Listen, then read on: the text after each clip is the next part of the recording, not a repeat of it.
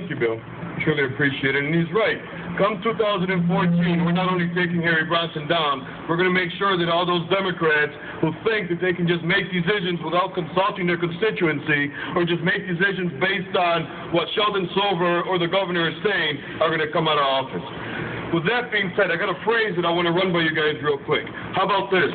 Eric Carlson for mayor of Rochester, New York. Let me hear an applause on that. Eric, thank you for everything you do. You know, when I first met Eric, somebody whispered in my ear and said to me, you know what, Peter, you have to be very careful with him. And I started thinking, I'm like, man, when I talked to the guy, he made sense. So you know what, I took a Friday morning off, and I went and I sat down and spoke with him for 4.5 hours. And you know what, to this day, I am proud to say that I'm going to stand by him. I have stand by him. And when I'm standing up in the New York State Legislature in 2014 or 15, I'm going to stand by him then and every other motorcycle rider and every other chapter of New York State of a bank. So, with that being said, I'd also like to thank our veterans and our soldiers currently serving abroad and throughout the world. I'd also like to thank our Rochester Police Department, our Sheriff Department, and our troopers for the work that they do to keep us safe. Now, I can't say I don't always agree with them, especially when they pull me over for speeding, but with that being said, I know that they pulled me over only because they care about the safety of us.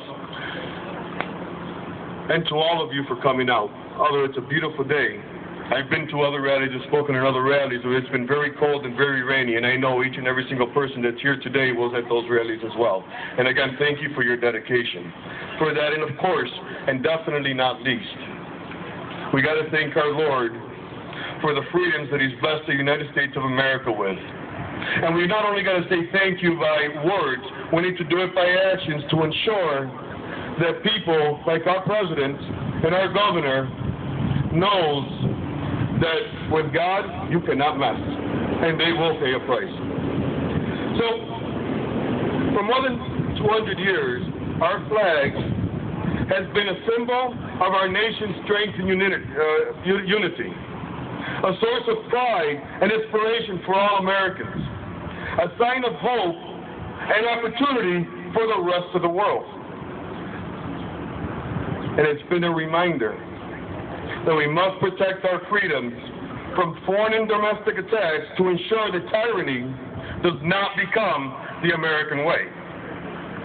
You know, whenever I see an American flag being burned somewhere, I don't get mad.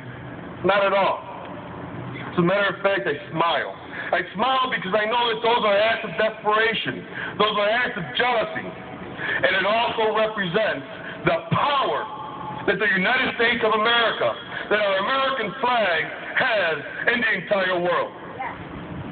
Republican, Democrats, white, black, Latinos, Asians, Muslims, Christians, Buddhists, or whatever you decide to identify yourself as, your allegiance to this country and the freedoms of our American flag stands for is what unites all of us and protects our freedoms. For those Americans who have the audacity to criticize our Constitution, for those who push personal agendas under the pretense of equality and safety, let me remind you that it is our veterans and the freedoms that our flag stands for that allows you to demonize our American way. You know, 17 years ago, I spent the day in the maternity ward.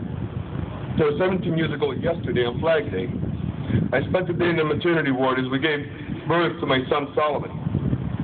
I have a Flag Day baby. You know, this is a kid who gets straight A's, loves books, would prefer to stay in a corner and not really have to deal with too many people. But yesterday, after his birthday dinner, he asked me to sit in the car with him and just chat. Something he hasn't done in a long time, or ever, from what if I remember. But he says to me, he says, Dad, I know you want me to go to college, and I know that many colleges have reached out to me, but I think what I'm going to do is enlist in our American military and protect the rights that I see as being taken away from us. That took me aback. But you know what I told him, son? I'm proud of you. And I'm proud of every young man and woman who puts on that uniform every single day and goes overseas and stays here to to ensure that people like Barack Hussein Obama does not become the tyrants that they're trying to be.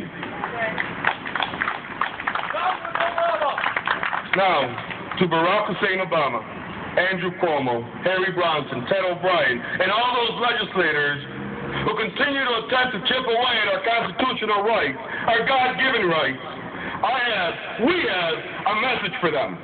You will not succeed.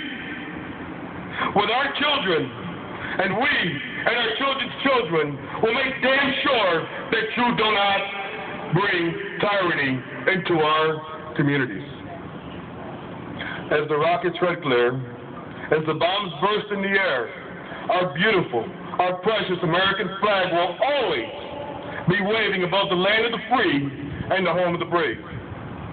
Now, ladies and gentlemen, as you know, freedom is not viable without your resolve.